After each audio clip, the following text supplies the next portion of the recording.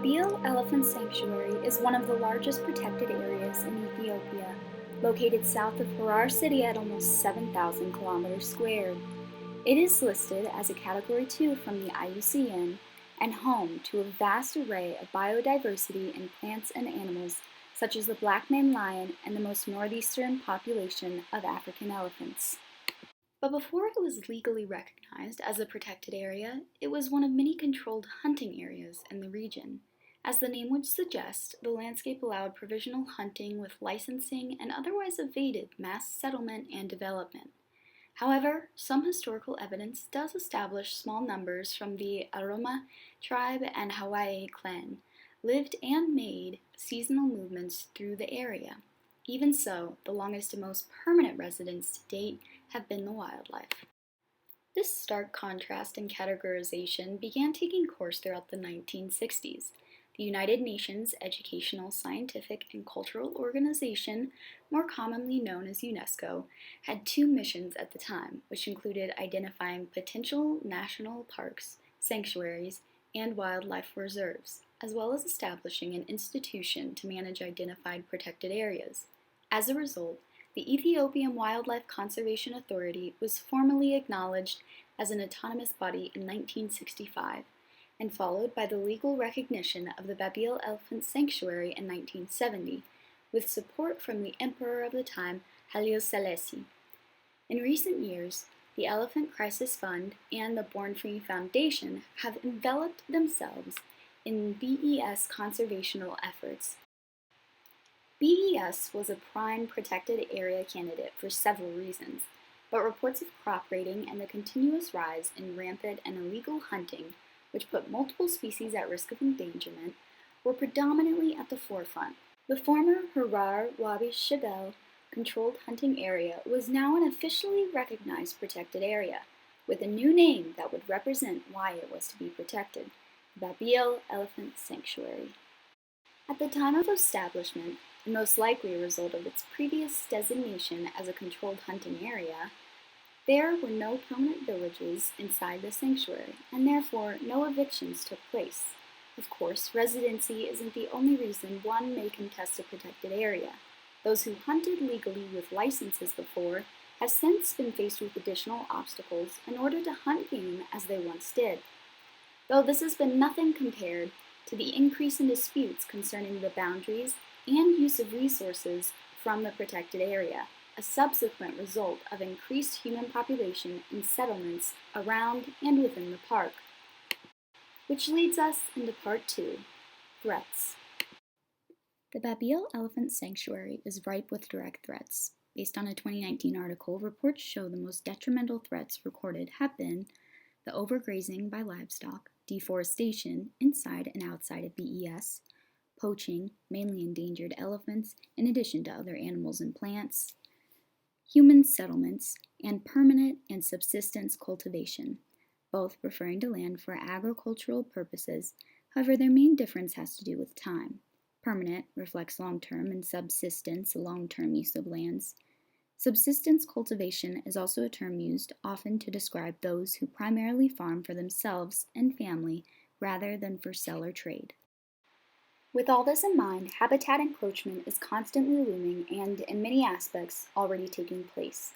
A global issue being faced is the increase of the human population, and one the region surrounding BES is not immune to. That said, the park has also faced internal human population growth, a rare occurrence within a protected area, but an equally, if not more so, threatening event. A 2014 survey saw 90% of the sanctuary had been settled in some way, shape, or form by people. As the population grows, so do the settlements they establish, the lands they cultivate, and the quantity of resources they procure to maintain their livelihoods. Each contributes to unifying a vicious cycle that harms the landscape of BES and puts the wildlife at risk, all the while contradicting the purpose of a protected area. It is nothing new to suggest poverty influences a multitude of threats, especially those BES currently faces. Poverty equates to a lack of education or none at all, and often inability to relocate and desperation. A lack of education has been linked to a negative attitude and general lack remorse for conservation. The inability to relocate leaves populations to grow where they are, even when it's not ideal for multiple parties. And desperation for food and/or money are motivators for many illegal hunters and poachers, and plenty more that puts pressure on the system and in turn BES. Underlying causes for habitat encroachment within BES can be narrowed down into three categories: political, socioeconomic, and ecological. Ethiopia has had internal conflicts, government turnover, and general strife that has warranted several setbacks and unfortunate events, including the inattention, lack of upholding, and overseeing of conservation efforts such as BES.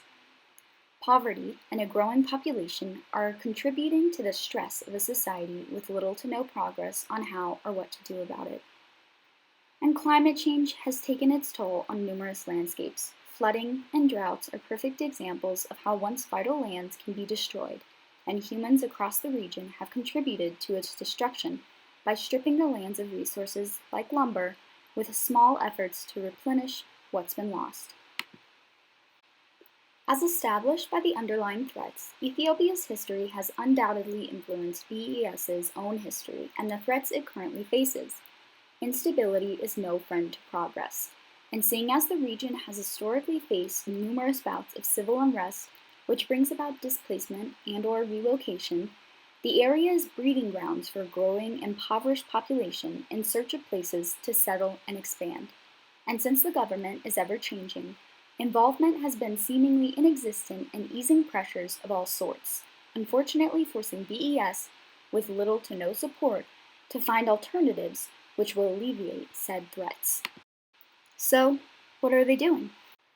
The Babile Elephant Sanctuary's most recent management plan outlines an array of current and future plans with conservation in mind. As mentioned in Part 1, outside organizations and funding have contributed immensely to supporting BES initiatives. The priority task has been the proposed capacity building and boundary modification. Conflict over settlers' rights have primarily been in the northeastern sector of the protected area, which has led to management to propose expanding its boundaries to the south. This proposed plan would avoid further inevitable conflict, management constraints, and aggravated land use, while still protecting a nearly equivalent portion of land lush with biodiversity. Some planning tools that deserve honorable mentions include ecotourism development, research and monitoring to be used for continuous evaluation, and the assessment of security and human-wildlife conflict within the park. Nevertheless, the most utilized planning tool within BES has been management zones, breaking the park down into sectors such as the Biodiversity Conservation Zone, Integrated Resource Use Zone, and the Community Use Zone. While some success is evident, it has clearly been subpar to say the least. Most prominently effective, though, would have to be the management zones, given its clear indication of working with settlers without imposing dramatic conflict while also maintaining clear boundaries. And now, key management principles.